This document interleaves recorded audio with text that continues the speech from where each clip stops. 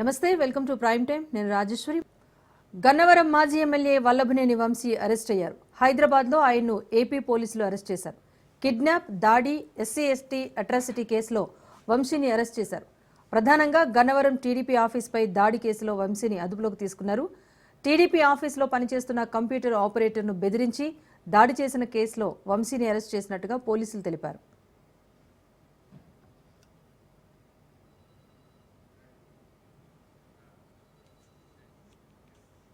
ఉదయం నుంచి కృష్ణలంక పిఎస్లో వల్లభనేని వంశీని పోలీసులు విచారించారు. అనంతరం వల్లభనేని వంశీని వైద్య పరీక్షల కోసం ప్రభుత్వ ఆసుపత్రికి తరలించారు.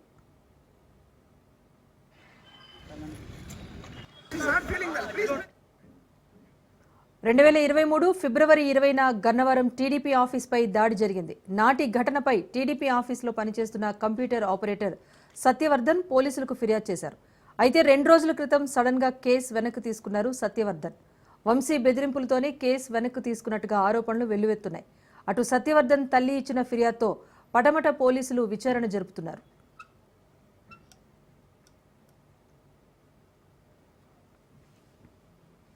ఇక టీడీపీ ఆఫీస్పై దాడి కేసులో A71గా వంశీ ఉన్నారు. ఇదే కేసులో ఇప్పటికే వంశీ సహా 88 మంది పైన పోలీసులు కేసు నమోదు చేశారు. ఈ కేసులో వంశీ ముందస్తు బెయిల్ పిటిషన్ పైన ఈ నెల 20న కోర్టు తీర్పు వెలువరించనుంది. ఈ లోపలే కిడ్నాప్ కేసులో వంశీని పోలీసులు అరెస్ట్ చేశారు. ఇక హైదరాబాద్లో వంశీని అరెస్ట్ చేసిన పోలీసులు విజయవాడకు తరలించారు.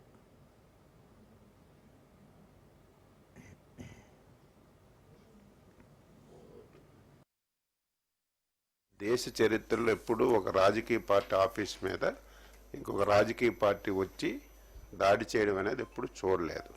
ఆ రోజు అక్కడ పనిచేసినటువంటి కంప్యూటర్ ఆపరేటర్తో కంప్లైంట్ ఇప్పించాం. కంప్లైంట్ తీసుకున్నారు, రిజిస్టర్ చేయలేదు. మేము వచ్చిన తర్వాత చట్ట ప్రకారం ఆ రోజు ఉన్నటువంటి కంప్లైంట్ మీద కేసు రిజిస్టర్ చేసి ఎవరు అందులో ఇంటర్ఫియర్ అవ్వలేదు, ఏం జరుగుతుందో కూడా అడగలేదు. ఎందుకంటే దానికి సీక్రెసీ ఏం లేదు, వీడియోస్ అన్నీ ఉన్నాయి. 3 రోజుల ముందు కంప్లైంట్ ఇచ్చినటువంటి వ్యక్తి విత్డ్రా చేసుకున్నాడంటే కోర్టులో నేను ఆశ్చర్యపోయాను. ఎంత ప్రెజర్ లేకపోతే, ఎంత ఒత్తిడి లేకపోతే, వాళ్ళ కుటుంబానికి ఎంత నష్టం చేస్తామనే ప్రయత్నం లేకపోతే ఆయన అలా ఒప్పుకోడు.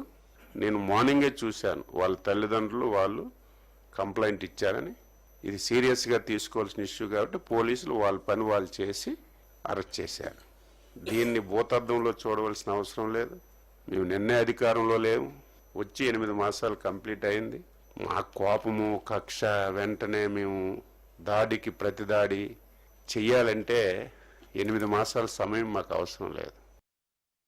5 సంవత్సరాలు ఈ రాష్ట్రంలో అరాచకాలు సృష్టించి అనేక మంది మీద తప్పుడు కేసులు పెట్టి అక్రమంగా దోపిడీలు చేసి అదే కార్యక్రమాన్ని తప్పించుకోవడానికి ఈ రోజు ఒక దళిత సోదరుణ్ణి గన్నవరం పార్టీ కార్యాలయం తగలబెట్టినటువంటి కేసులో ఎవరైతే ఫిర్యాదుదారుడుగా ఉన్నటువంటి సత్యవర్ధన్ కిడ్నాప్ చేసి భయపెట్టి అతనితో తప్పుడు స్టేట్మెంట్ ఇవ్వడానికి ప్రయత్నం చేసినటువంటి సందర్భంలో కుటుంబ సభ్యులు ఇచ్చినటువంటి ఫిర్యాదు మేరకు ఇవాళ ఉదయం గన్నవరం మాజీ శాసనసభ్యుడు వల్లభనేని వంశీమోహన్ గారిని అరెస్ట్ చేయడం జరిగింది. మేము మొట్టమొదటి నుంచి కూడా చెప్తా ఉన్నాం, ఎప్పటికైనా ప్రజాస్వామ్యమే గెలుస్తుంది. జగన్మోహన్ రెడ్డిని నమ్ముకున్నటువంటి ప్రతి ఒక్కరూ కూడా ఏదో ఒక రోజు అరెస్ట్ కాక తప్పదు. అధికారం ఉంది కదా అని చెప్పి విర్రవీగితే రేపేమవుద్దనే దానికి ఇవాళ వల్లభనేని వంశీ అరెస్టే ఒక నిదర్శనం. ఇవాళ అతనికి రాజకీయ భిక్ష పెట్టినటువంటి పార్టీ తెలుగుదేశం పార్టీ. అతనికి శాసనసభ్యుడిగా గెలవగలగడానికి కారణం తెలుగుదేశం పార్టీ. అటువంటి కన్న తల్లి లాంటి తెలుగుదేశం పార్టీ కార్యాలయాన్ని తగలబెడితే ఇవాళ ఏం జరిగిందో చూసాం. వాళ్ళ అక్రమ దోపిడీలు అవన్నీ కూడా ఎంక్వైరీలు జరుగుతున్నాయి. అందరూ రాష్ట్రంలో ఉన్నటువంటి వైఎస్ఆర్ పార్టీలో ఎవరైతే తప్పులు చేశారో వాళ్ళందరూ కూడా ఎవరు కూడా తప్పించుకోలేరు. ఇవాళ రాజకీయంగా చాలా ప్రాధాన్యత కలిగినటువంటి కృష్ణా జిల్లాలో భ్రష్టు పట్టించారు ప్రతి ఒక్కరు కూడా. ఒక నాయకుడు క్యాసినో పెట్టిస్తాడు, నోరు ఉంది కదా అని బండబూతులు తిడతాడు, అధికారం ఉంది కదా అని చెప్పి అధికారుల్ని కాళ్ళ కింద వేసుకుని తొక్కే పరిస్థితి చేశారు. ఆ రోజున వాళ్ళు చేసినటువంటి దుర్మార్గాలు ఇవాళ బందర్లో మచిలీపట్నంలో ఒక మాజీ మంత్రి బియ్యం స్కామ్ లో సొంత భార్యనే కేసుల్లో ఇరికించినటువంటి దౌర్భాగ్యమైనటువంటి పరిస్థితులు వైఎస్ఆర్ పార్టీ ఇవాళ ఆ నాయకులది. తీర ప్రాంతంలో భూములు కొట్టేసిన ఒక మాజీ మంత్రి, తెలుగుదేశం పార్టీ ప్రధాన కార్యాలయంలో ఆ కుటుంబానికి రాజకీయ భిక్ష పెట్టినటువంటి పార్టీ తెలుగుదేశం పార్టీ ఇవాళ దాడులు చేసి జగన్ దగ్గర మెప్పులు పొంది పదవులు పొందాలని చూస్తే ఏమైంది ఇవాళ మీరు చూశారు. ఇవాళ ఎవరు కూడా తప్పించుకోలేరు. ఇవాళ ఎవరైతే కంప్లైంట్ ఇచ్చారో అతని మీదే, ఒక దళితుడి మీదే ఇవాళ ఇలాంటి దుర్మార్గాలు చేస్తా ఉన్నారంటే ఎట్టి పరిస్థితుల్లో కూడా ప్రభుత్వం చూస్తూ ఊరుకోదు. ఖచ్చితంగా ఎవరు కూడా తప్పించుకోలేరు. ఇవాళ జగన్మోహన్ రెడ్డి గారు కూడా ఈ రాష్ట్రాన్ని ఏ రకంగా దోచుకున్నారో, ఇవాళ సొంత బాబాయ్ని ఏ రకంగా హత్య చేశారో మొత్తం కూడా ఇవాళ బయటకు వస్తున్నాయి. విచారణ కూడా వేగవంతంగా పూర్తి కావాల్సినటువంటి అవసరం ఉంది. దానికి కావాల్సినటువంటి చర్యలన్నీ కూడా తీసుకునే పరిస్థితి ఉంది. కాబట్టి ఎవరు కూడా తప్పించుకోలేరు. 2023 వైఎస్ఆర్ ప్రభుత్వం హయాంలో వల్లభనేని వంశీ ఆధ్వర్యంలో దాడి చేసి, ధ్వంసం చేసి, అక్కడ ఉన్న వాళ్ళని గాయపరిచి, అక్కడున్న కారులను కూడా తగలబెట్టి విధ్వంసం సృష్టించాడు. ఆ కేసులో సత్యవర్ధన్ వారందరిపైన, దాడి చేసిన వారి అందరిపైన ఫిర్యాదు చేయడం జరిగింది. అందులో వల్లభనేని వంశీమోహన్ కూడా ముద్దాయి. తన కేసుని బలహీనపరిచేందుకు, కేసు నుంచి తప్పించుకునేందుకు కంప్లైంట్ ఇచ్చిన సత్యవర్ధన్ పైన కిడ్నాప్ చేసి, అతని పైన హింసించి, బెదిరించి, వాళ్ళ కుటుంబ సభ్యులను కూడా బెదిరించి మ్యాజిస్ట్రేట్ ముందు తప్పుడు వాంగ్మూలం ఇచ్చేలాగా వల్లభనేని వంశీమోహన్ చేశాడు. దానిపైన సత్యవర్ధన్ కుటుంబ సభ్యులు పోలీస్ కంప్లైంట్ ఇవ్వడం జరిగింది. వల్లభనేని వంశీ పైన, అతని పైన SC/ST అట్రాసిటీస్ కేసు పెట్టడం జరిగింది. తెలుగుదేశం మహిళలని జైల్లో పెట్టించిన దయాదాక్షిణ్యం లేనటువంటి వ్యక్తి వల్లభనేని వంశీ. అతను అధికార దుర్వినియోగం చేసి, అధికారాన్ని అడ్డం పెట్టుకుని గన్నవరం నియోజకవర్గంలో అన్ని రకాలుగా దోచుకుని కొన్ని వందల కోట్ల రూపాయలు సంపాదించుకున్నాడు. అన్నిటిపైన కూడా చర్యలు తీసుకోవడం జరుగుతుంది. వల్లభనేని వంశీ అరెస్ట్ను వైసీపీ నేత బొత్స సత్యనారాయణ ఖండించారు. కేసు వెనక్కు తీసుకుంటే మళ్లీ అరెస్ట్ చేయడం ఏంటని ప్రశ్నించారు. కక్షపూరిత రాజకీయాలు చేయడం మంచి పద్ధతి కాదన్నారు. విపక్షంపై కక్ష సాధింపే లక్ష్యంగా కూటమి ప్రభుత్వం పనిచేస్తోంది అని మండిపడ్డారు. పునరావృతం కాకూడదు. దీన్ని తీవ్రంగా ఖండిస్తున్నాం. కక్షపూర్తి రాజకీయాలు ఉండకూడదు. రివెంజ్ పాలిటిక్స్ ఉండకూడదు. రియలైజేషన్ పాలిటిక్స్ ఉండాలి. రివెంజ్ పాలిటిక్స్ అనేది ఇది మంచిది కాదు ఎవరికైనా సరే. ఇది చాలా దురదృష్టకరమైన ఇలాంటి సంఘటనలు పునరావృతం కాకూడదు. దీన్ని తీవ్రంగా ఖండిస్తున్నాం. కక్షపూర్తి రాజకీయాలు ఉండకూడదు. రివెంజ్ పాలిటిక్స్ ఉండకూడదు. రియలైజేషన్ పాలిటిక్స్ ఉండాలి. రివెంజ్ పాలిటిక్స్ అనేది ఇది మంచిది కాదు ఎవరికైనా సరే. ఇది చాలా దురదృష్టకరమైన ఇలాంటి సంఘటనలు. వల్లభనేని వంశీ అరెస్టుతో టీడీపీ శ్రేణుల సంబరాలు అంబరాన్నంటాయి. గన్నవరం ఎమ్మెల్యే యార్లగడ్డ వెంకట్రావు కార్యాలయం దగ్గర టీడీపీ కార్యకర్తలు బాణసంచ కాల్చారు. స్వీట్లు పంచుకుని సంబరాలు చేసుకున్నారు.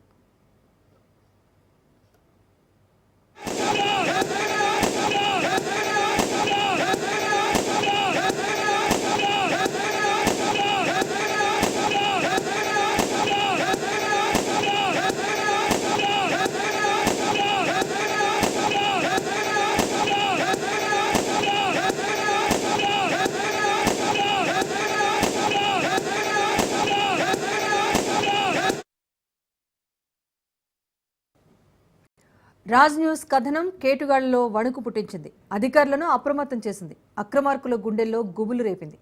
రాజ్ న్యూస్ ప్రసారాలకు హైడ్రా అధికారులు స్పందించారు. మేడ్చల్ జిల్లా తూముకుంట మున్సిపల్ పరిధిలో హైడ్రా కూల్చివేతలు చేపట్టింది. దేవరాయంజల్లోని కోమటికుంటలో అక్రమ కట్టడాలను తొలగించింది హైడ్రా.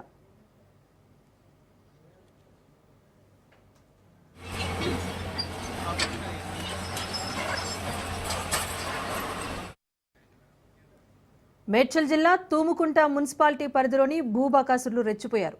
దేవరయాంజల్ కోమటికుంట చెరువు అక్రమార్కులకు అడ్డాగా మారింది. రాజకీయ పలుకుబడితో కొంతమంది ప్రకృతి రిసార్ట్, ప్రకృతి ఫంక్షన్ హాల్ను నిర్మించేశారు. 100 కోట్ల రూపాయల భూమిని బొక్కేయాలని స్కెచ్ వేయగా అధికారులు మామూళ్ల మత్తులో ఉండిపోయారు. ప్రకృతి నిర్మాణాలపై రాజ్ న్యూస్ బృందం ఆరా తీయటంతో డొంకంతా కదిలింది. అంతా అక్రమ నిర్మాణమేనని తేలిపోయింది. జనవరి 30వ తేదీన వరుస కథనాలు ప్రసారం చేసింది రాజ్ న్యూస్. ప్రకృతి రిసార్ట్స్ పాపాలను వెలుగులోకి తీసుకొచ్చింది. రాజ్ న్యూస్ కథనాలతో అటు అధికారుల్లో ఇటు యాజమాన్యంలో చలనం వచ్చేలా చేసింది.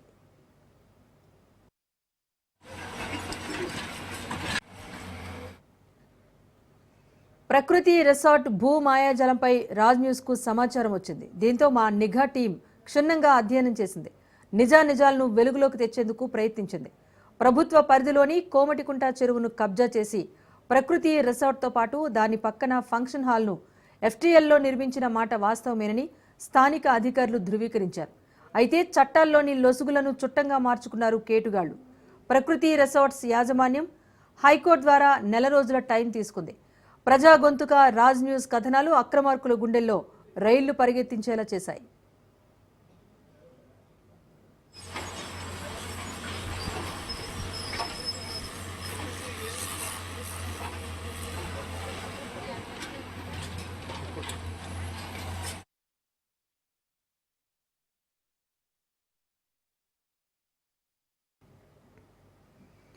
గ్రేటర్ హైదరాబాద్ సరిహద్దు భూములపైన కబ్జా రాయుళ్ల కళ్లు పడుతున్నాయి. ఖాళీ జాగా కనిపిస్తే చాలు కర్చీఫ్ వేసేస్తున్నారు.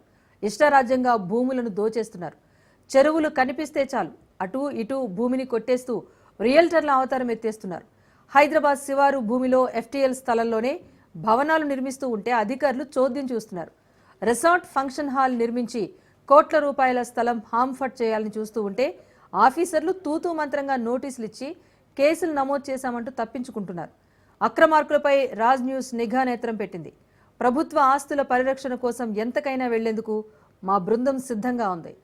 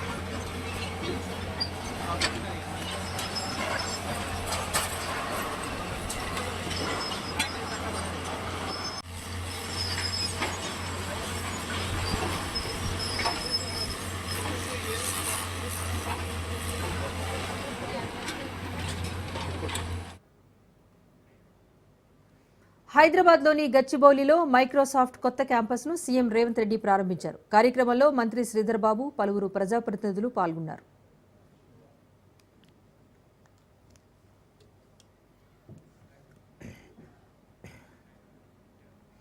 హైదరాబాద్లో మైక్రోసాఫ్ట్ సంస్థకు సుదీర్ఘ అనుబంధం ఉందన్నారు సీఎం రేవంత్ రెడ్డి. భవిష్యత్ అంతా ఆర్టిఫిషియల్ ఇంటెలిజెన్స్ దే అని చెప్పుకొచ్చారు. మైక్రోసాఫ్ట్ కృషితో 500 పాఠశాలల్లో కృత్రిమ మేధ బోధన ఉంటుందన్నారు. ఇక హైదరాబాద్ జర్నీలో మైక్రోసాఫ్ట్ నూతన క్యాంపస్ ప్రారంభం మరో మైలురాయిని అభివర్ణించారు సీఎం రేవంత్.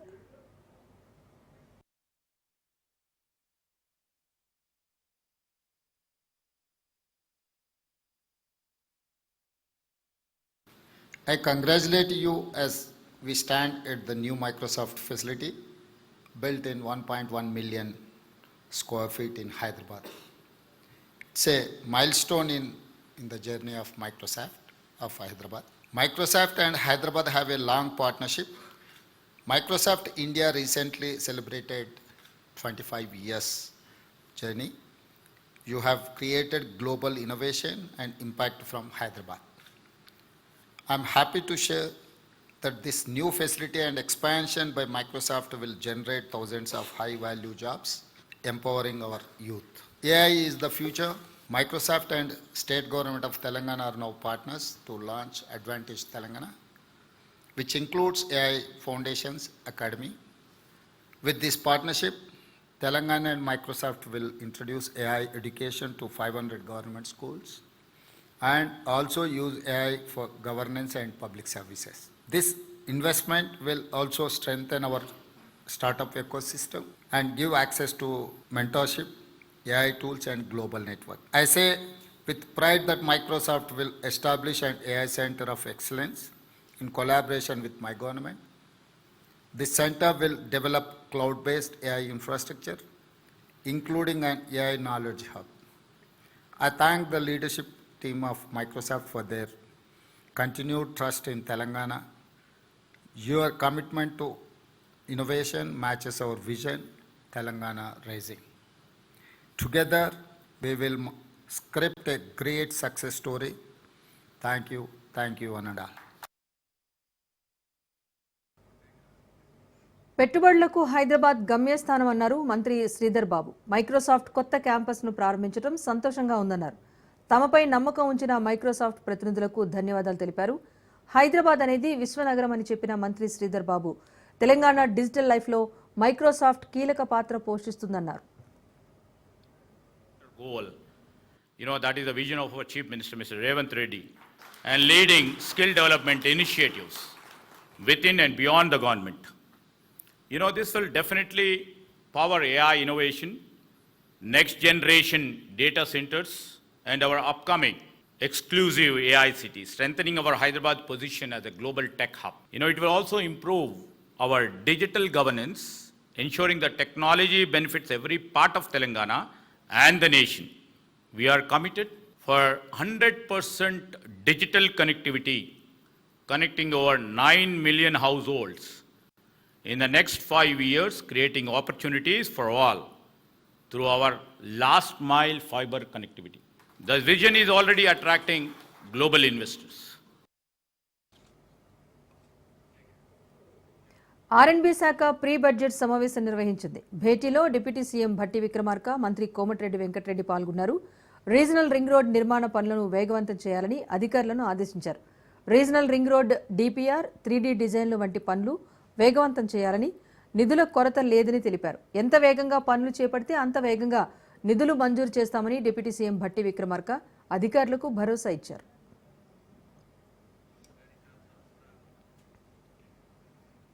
ఫిబ్రవరి 19న బీఆర్ఎస్ విస్తృత స్థాయి సమావేశం నిర్వహించాలని నిర్ణయించారు గులాబీ బాస్ కేసీఆర్. రాష్ట్ర కార్యవర్గ విస్తృత స్థాయి సమావేశం నిర్వహించనున్నారు. సమావేశం నిర్వహించాలని కేటీఆర్ను ఆదేశించారు కేసీఆర్. బీఆర్ఎస్ ఆవిర్భవించి 25 ఏళ్ల అయిన సందర్భంగా పార్టీ సిల్వర్ జూబ్లీ వేడుకలు నిర్వహించనున్నారు. పార్టీ సభ్యత్వ నమోదు, పార్టీ నిర్మాణంపైన చర్చించనున్నారు. రాష్ట్రంలో కాంగ్రెస్ అనుసరిస్తున్న ప్రజా వ్యతిరేక విధానాలు, ప్రభుత్వ వైఫల్యాలపైన చర్చించబోతున్నారు. ప్రభుత్వ వైఫల్యాలు ఎండగట్టేందుకు చేపట్టాల్సిన కార్యాచరణపైన సమగ్రంగా చర్చిస్తారు.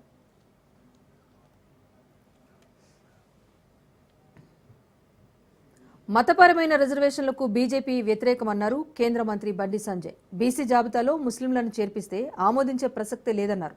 ఈ విషయం తెలిసి కూడా కేంద్రంపై నెట్టాలి అనుకోవటం మూర్ఖత్వం అన్నారు. బీసీలకు రిజర్వేషన్లు అమలు చేయాలనే చిత్తశుద్ధి కాంగ్రెస్ పార్టీకి లేదని తేటతెల్లమైందన్నారు. ఎమ్మెల్సీ ఎన్నికల్లో కాంగ్రెస్కు గుణపాఠం చెప్పడం తథ్యమని, కాంగ్రెస్కు చిత్తశుద్ధి ఉంటే బీసీ జాబితాల నుంచి ముస్లింలను తొలగించాలని డిమాండ్ చేశారు. కాంగ్రెస్ పార్టీ ఇలా కేంద్రం మీద నెట్టాలని చూస్తున్నారు. బీసీలకు 42% రిజర్వేషన్ ఇవ్వాలని చెప్పి కాంగ్రెస్ ప్రభుత్వానికి చిత్తశుద్ధి లేదు. వాళ్ళ బీసీల రిజర్వేషన్లకు కోత విధించబడతా ఉన్నది. మరి కాంగ్రెస్ పార్టీ దగ్గర ఏమాత్రం నీతి నిజాయితీ ఉంటే, నిబద్ధత ఉంటే, ముస్లింలను 10% ముస్లింలను బీసీలో చేర్చకుండా మీరు ఆ జాబితాను పంపించే ప్రయత్నం చేయాలి. లేకుంటే హిందూ సమాజం, ముఖ్యంగా బీసీ సమాజం కాంగ్రెస్ పార్టీని క్షమించదు. భారతీయ జనతా పార్టీ దీన్ని పూర్తి స్థాయిలో వ్యతిరేకిస్తుంది. ఇవాళ కులగణన అనేది పూర్తిగా ఫెయిల్ అయిపోయింది.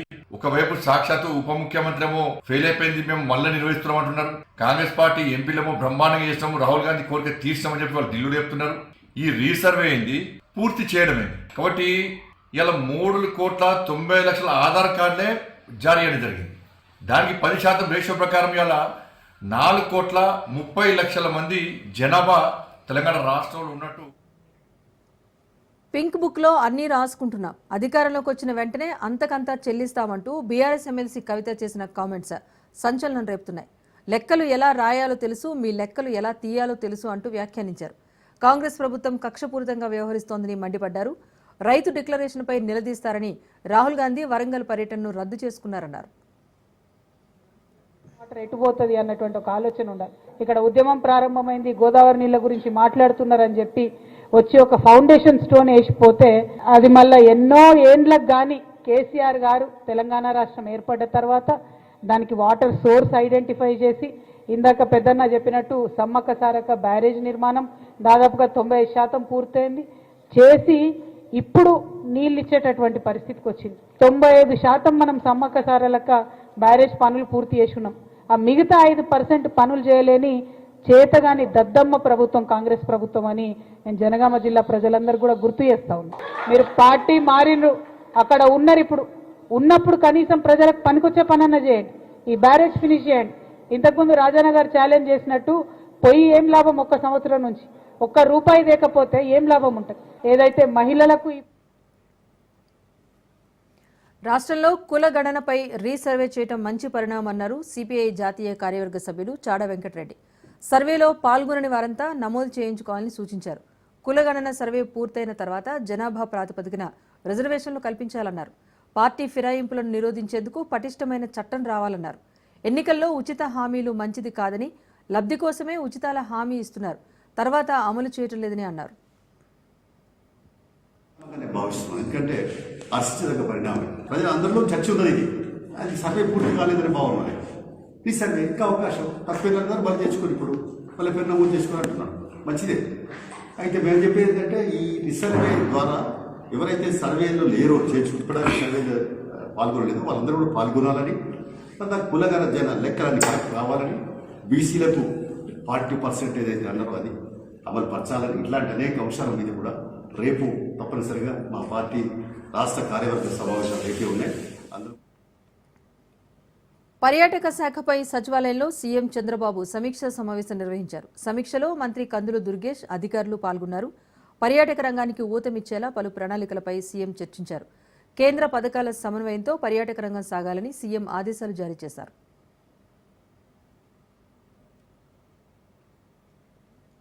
జనసేన పార్టీ అధినేత, AP deputy CM Pawan Kalyan ప్రస్తుతం ఆధ్యాత్మిక యాత్రలో భాగంగా పలు పుణ్యక్షేత్రాలను సందర్శిస్తున్నారు. ఈ యాత్రలో భాగంగా తమిళనాడులోని తంజావూరుకు సమీపంలోని స్వామిమలైను సందర్శించారు. ఈ సందర్భంగా ఆయన ఆలయంలో ప్రత్యేక పూజలు నిర్వహించారు. శ్రీ స్వామినాథ స్వామిని దర్శించుకుని కందషష్ఠి కవచ పారాయణంలో పాల్గొన్నారు. అర్చకులు ఆయనకు ఆశీర్వచనాన్ని అందించారు. ఇక ఈ యాత్రలో పవన్ కళ్యాణ్తో పాటు ఆయన కుమారుడు అకీర నందన్, తిరుమల తిరుపతి దేవస్థానం trust board member Anand Sai కూడా పాల్గొన్నారు.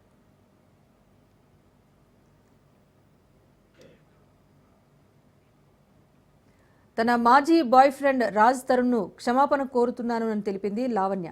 తనను డ్రగ్స్ కేసులో ఇరికించాడు అని చెప్పుడు మాటలు విని ఆవేశంలో రాజ్ తరుణ్పై కేసు పెట్టానని ఆమె తెలిపింది. ఇక వివాదాలకు ఫుల్ స్టాప్ పెట్టాలని అనుకుంటున్నట్టుగా చెప్పుకొచ్చింది. నేను రాజ్ తరుణ్కి అండ్ వాళ్ళ పేరెంట్స్కి క్షమాపణ కోరుతున్నాను. రాజ్ తరుణ్ దూరం చేసుకోవడానికి కాదు, రాజ్ తరుణ్ తప్పుడు వాడు అని కాదు, చెప్పుడు మాటలు విని అందులో మస్తాన్ గురించి అప్పటికి నిజాలు బయట పెట్టలేక సతమతం అవుతూ నలిగిపోయాను. నేను మస్తాన్ సాయి హార్డ్ డిస్క్ లేదా ఎవిడెన్సెస్ కలెక్ట్ చేసుకునే ప్రాసెస్లో నేను ఏదైనా చేసి ఉండొచ్చు, బట్ నా మెయిన్ కారణం మస్తాన్ సాయిది బస్ చేయడమే. ఇదే నేను చేయాలనుకున్నది, ఇదే రాజ్ తరుణ్కి కూడా తెలుసు. బట్ ఈ ప్రాసెస్లో మేము చాలా కోల్పోయాం. రాజ్, ఐఎమ్ వెరీ సారీ చిన్నోడా. ఇక్కడే ఉంటే కాలు పట్టుకొని క్షమాపణ చెప్పాలని ఉంది. ఈలోపు నన్ను ఏం చేస్తారో కూడా తెలియదు. ఒక్క అవకాశం నాకు జీవితంలో ఉంటే రాజ్కి సారీ చెప్పాలనుకుంటున్నాను అండ్ నా తల్లిదండ్రులకి సారీ చెప్పాలనుకుంటున్నాను. మస్తాన్ సాయి వీడియోస్ ఇదంతా తెలిసినప్పటికీ డ్రగ్ కేసు అని ఒక్కటి రావడంతో రాజ్ తరుణ్ వెళ్ళిపోయాడు. సో ఆ ఒక్క కేసుది మాత్రమే నాకు నిజం ఏంటని తెలిసింది, అది రాజ్ తరుణ్ కాదు అని తెలిసింది. రాజ్ తరుణ్ నావాడు కాబట్టి అని రాజ్ తరుణ్ నుంచి నాకు హాని ఉండదండి. రాజ్ తరుణ్ క్రిమినల్ కాదు అండ్ క్రుయాలిటీ ఉండదు, ఎలాంటి వాడని నాకు తెలుసు. బాయ్కాట్ లైలా వివాదంపై నటుడు పృథ్వీరాజ్ స్పందించారు. లైలా సినిమా ఈవెంట్లో తాను చేసిన వ్యాఖ్యలపై క్షమాపణ చెప్పారు. తనకు ఎవరి మీద ద్వేషం లేదన్నారు. ఈ కాంట్రవర్సీకి ఇంతటితో ముగింపు పలకాలని కోరారు. బాయ్కాట్ లైలా అనకుండా వెల్కమ్ లైలా అనాలన్నారు. లైలా సినిమా పెద్ద హిట్ కావాలని ఆకాంక్షించారు. సినిమాని గౌరవిద్దాం, ఎందుకంటే మనం భోజనం చేసేది సినిమా మీదే. మనకి ఎంత క్రేజ్ వచ్చిందంటే సినిమాయే. నా వల్ల సినిమా ఇబ్బంది పడకూడదు అనే ఒక దృఢ సంకల్పంతో, సో ఎవరిదైనా మనోభావాలు దెబ్బతిని ఉంటే entire I'm saying sorry for that. So ఇంతటితో దీనికి ముగింపు పలకండి. Don't boycott Laila, welcome to Laila on 14th Valentine's Day. So you are going to be rock this movie. పలకనామా దాసు నుంచి ఒక పెద్ద హిట్ అవుతుంది. కాబట్టి మీరందరూ హ్యాపీగా ఉండండి, ధైర్యంగా ఉండండి. సినిమా నటుడుగా ఒక కేంద్రంలోని నరేంద్ర మోదీ ప్రభుత్వం సంచలన నిర్ణయం తీసుకుంది. మణిపూర్లో రాష్ట్రపతి పాలన విధిస్తూ ఉత్తర్వులు జారీ చేసింది. ఫిబ్రవరి 9న రాష్ట్ర ముఖ్యమంత్రి బీరేన్ సింగ్ తన పదవికి రాజీనామా చేశారు. ఈ క్రమంలోనే కేంద్ర ప్రభుత్వం మణిపూర్లో రాష్ట్రపతి పాలన విధిస్తూ నిర్ణయం తీసుకుంది.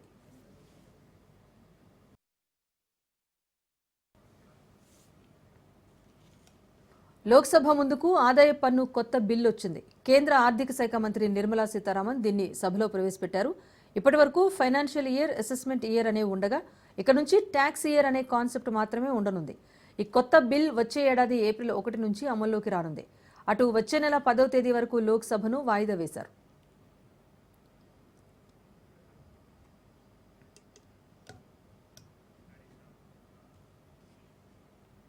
బంగ్లాదేశ్లో హసీనా ప్రభుత్వం మారిన తర్వాత దాడులు నిరాఘాటంగా సాగాయని ఐక్యరాజ్యసమితి నిర్ధారించింది. హసీనా పతనం తర్వాత బంగ్లాదేశ్ అల్లర్లపైన ఐక్యరాజ్యసమితి నివేదిక విడుదల చేసింది. ఉద్యోగాల్లో కోటాపై విద్యార్థుల నిరసనలు, ప్రధానమంత్రి షేక్ హసీనా బంగ్లాదేశ్ విడిచి ఇండియాకు పారిపోవడంతో అక్కడ మైనార్టీల బతుకులు ఛిద్రమైపోయాయి. ఐక్యరాజ్యసమితి రెఫ్యూజీ హైకమిషనర్ విచారణలో నాడేం జరిగిందో ఒక నిర్ధారణకు వచ్చింది. ముఖ్యంగా హిందూ మైనార్టీలు, ఛాందసవాద గుంపుల కారణంగా హింసను ఎదుర్కోవాల్సి వచ్చిందని పేర్కొంది. బంగ్లాదేశ్లోని 17 కోట్ల జనాభాలో హిందువులు 8% మంది ఉన్నారు.